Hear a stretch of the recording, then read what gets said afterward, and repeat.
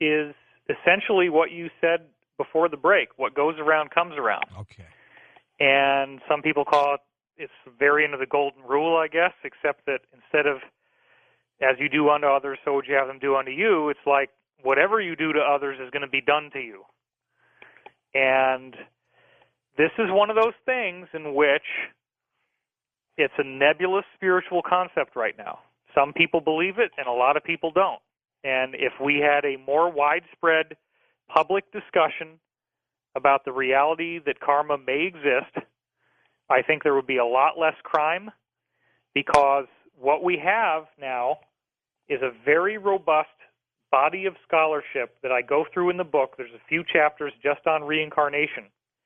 The idea that some of the things that we do to others are too intense for us to experience those same things within one lifetime, and we will actually use reincarnation, and in the afterlife, there's a series of about 10 different experiences that we all go through that was charted out by Dr. Michael Newton.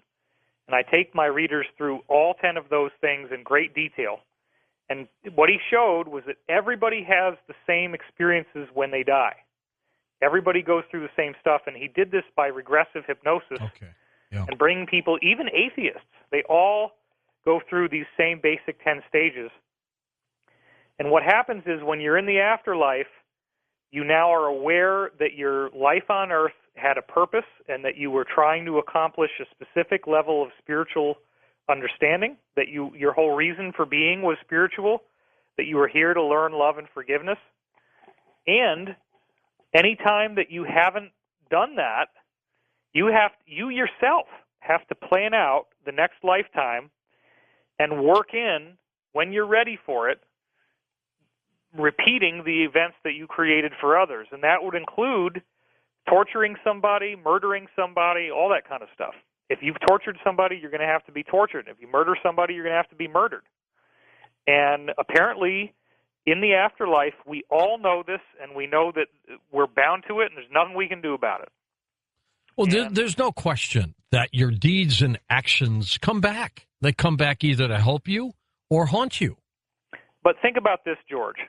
If the power structure here on Earth believes that they are a force of nature much like a wildfire, and that a force of nature is not beholden to karma, and they realize that if karma was real, they would be in really big trouble, they might be steering the narrative so that we don't ever talk about karma with any seriousness at all. There is no public consensus. Nobody is talking about it and saying, you know, this karma thing seems to be real, and maybe we ought to look at quantum physics and relativity and discoveries of modern science that may help shed light on why this seems to be happening and what can we learn from it.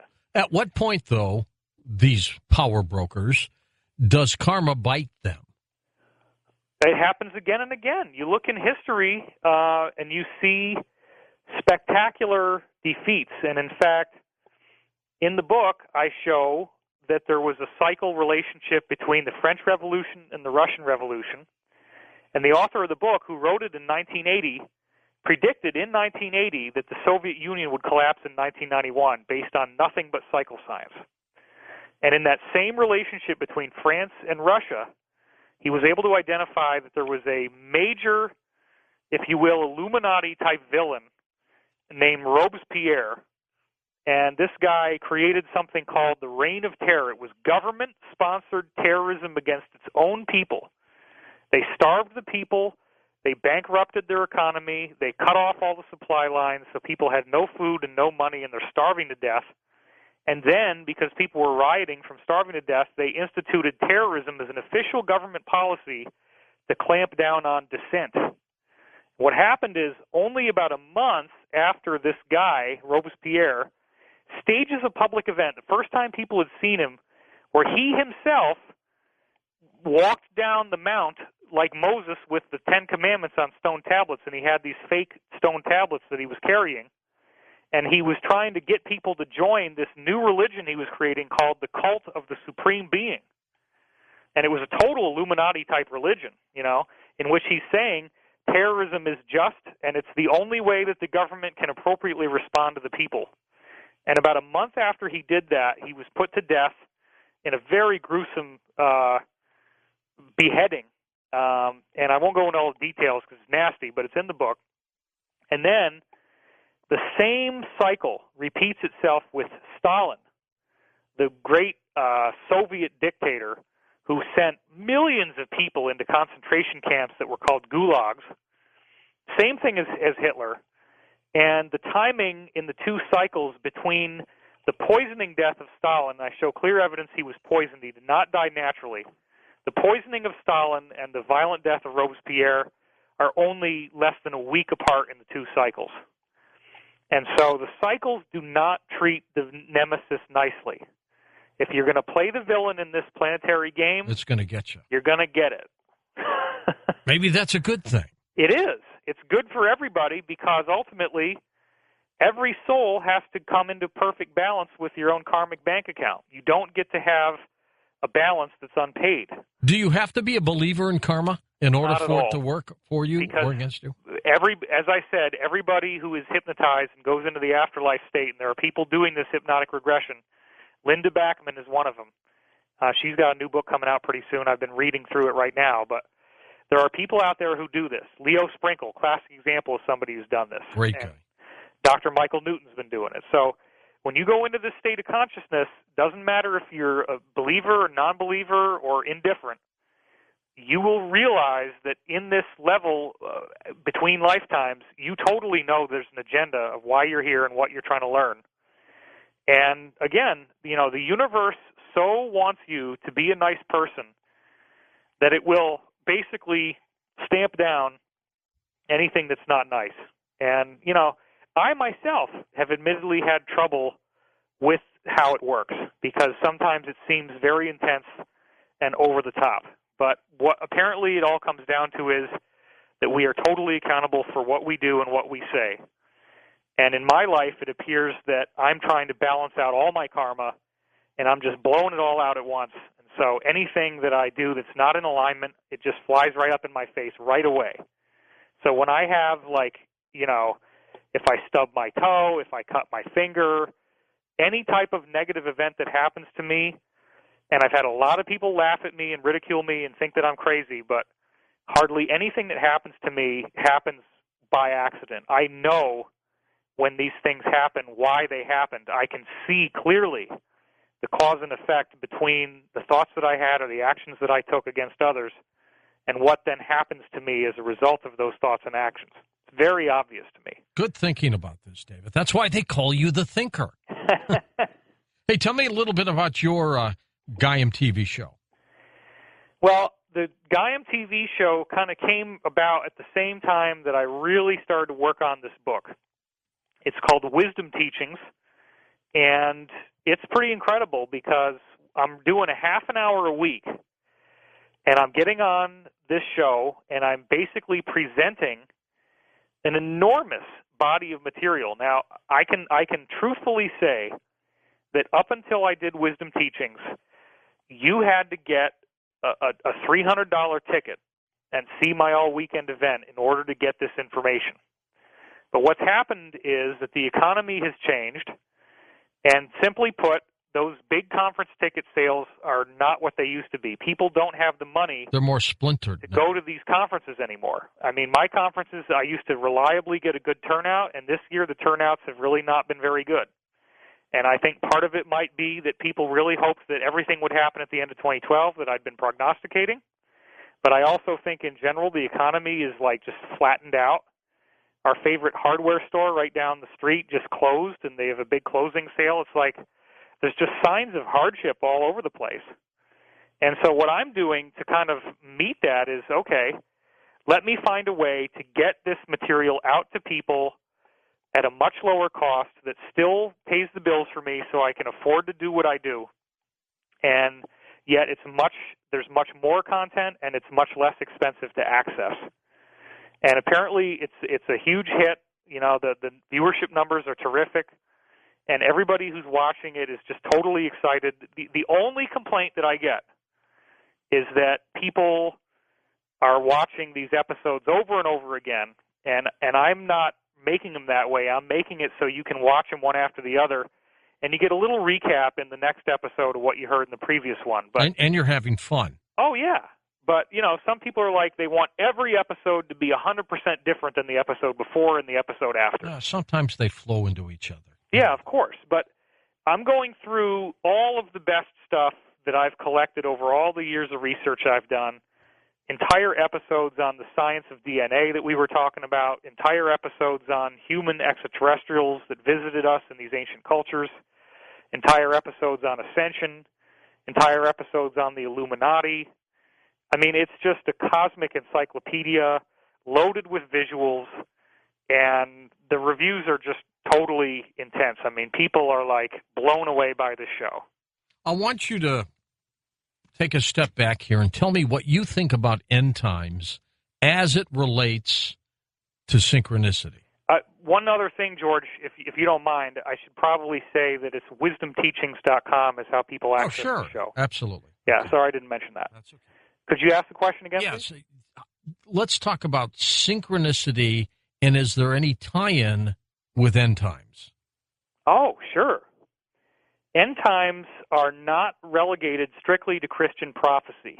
Christian prophecy has gotten all tangled up in the book of Revelation, which kind of sounds like some sort of bad acid trip. Like, who's laughing in the background? Well, that's classified. You are still up to no good, aren't you? I caught you. Well, what can I say? That's all I'll say. Go ahead. I have an audience of admirers. And some are four-legged and some are two-legged. I'm glad we don't have a video camera.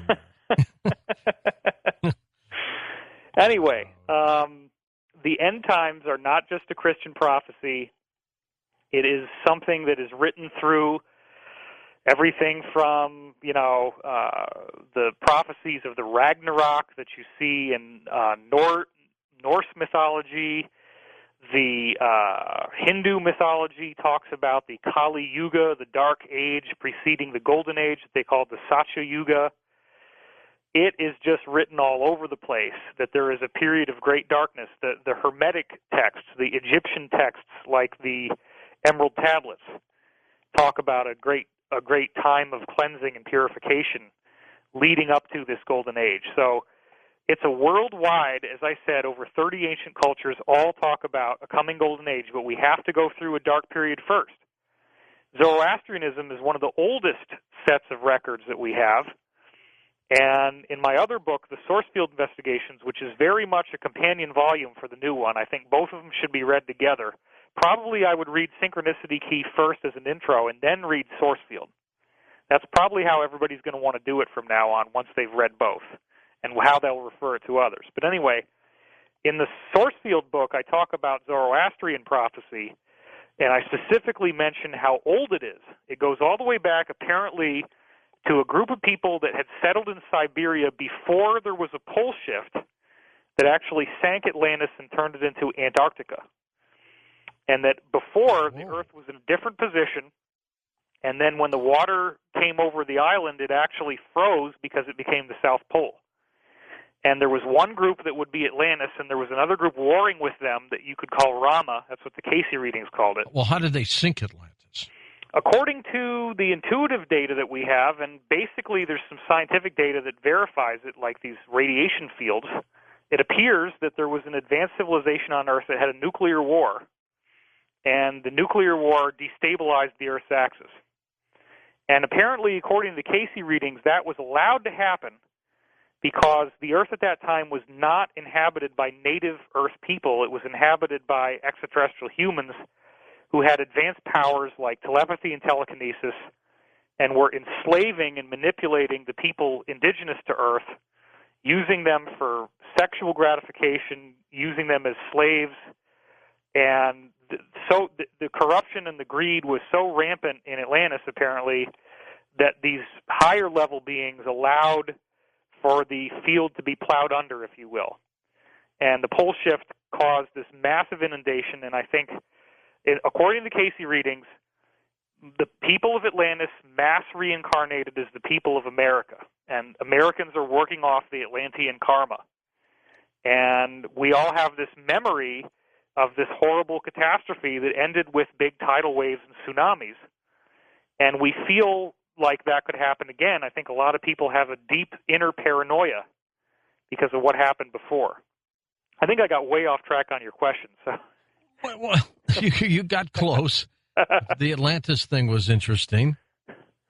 Well, I mean, help me steer back to what you asked me so I can... You want me to remember a question I asked 10 minutes ago? I know. I've given so many data points. We're talking about end times and... Zoroastrian, right, of course. So Thank God I write these things down. You got Antarctica, right, which was Atlantis, and then you got Siberia, which used to be inhabited. When Roswell happened, Stalin said, wait a minute, these guys did not have a frickin' weather balloon. They said it was a disk. So then Stalin goes and digs up old records of an archaeological find of what appeared to be a rocket in the 1800s, and they actually went and they found it, and they dug it up. It had very advanced technology, way ahead of their time, and it had writing on it in Sanskrit. It's called the Russian Roswell or the Siberian Roswell. And I don't know if any of your guests have ever talked about that one. But yeah, we've had. Okay. Had a couple so cases. The point is that the Sanskrit and the dating of the artifact and the fact that there was also records there that showed apparently space stations and UFOs and all this kind of stuff, and the Russians were able to build flying craft from this, shows that there was, in fact, technologically advanced civilization, the ruins of which were found by the Russians in Siberia, of which nobody could live on there now. So back then, there was a primordial civilization which apparently was more benevolent than Atlantis, relatively speaking, but they were at war with the Atlanteans. And then, when there was a pole shift, some of them survived, and they migrated in what's called the Great Aryan Migration. And the Aryans migrated to two areas. They migrated to Iran and India, and then from there they carried on into Europe. So it's really funny, actually, in a tragic way, that Hitler thought that the Aryan bloodline was white people with blue eyes. Nothing could be further from the truth. Aryans started out as Iranians and Indians, and there were two offshoots of the original primordial religion, and that was Zoroastrianism and Hinduism. And both of them have a prophecy about the times that we're living in right now, right, very, very specific time-encoded prophecy about what's happening right now. And what it said in Zoroastrianism was that there is an adversary, an enemy, a planetary enemy, and that the enemy will be gradually weakened by the focused efforts of the just, meaning the people that are upstanding heroes that are wanting to see the world be better. And it doesn't happen all at once, but slowly but surely the adversary is ground down to a halt. And in the book, which I finished writing the manuscript in April, I made a bold prophecy, and I'm going to have this in an article that will be up on my website tomorrow, August 20th, the release date for the new book. I show the quote from the book where I say, it seems very likely that between the time that I finish writing this manuscript and before the book actually comes out in August, that we're going to see major movement towards disclosure. And that was before the NSA and all the Edward Snowden stuff and the Glenn Greenwald and all that stuff. So I believe that what's happening now is that there is an international alliance that is working very focused to bring down this nemesis, and they are, in fact, whether they know it or not, fulfilling this prophecy that goes all the way back to the time of Atlantis, 12,500 years ago. Let's talk a little bit more about that prophecy, David, and then spend the final hour here taking phone calls with you right here on Coast to Coast AM.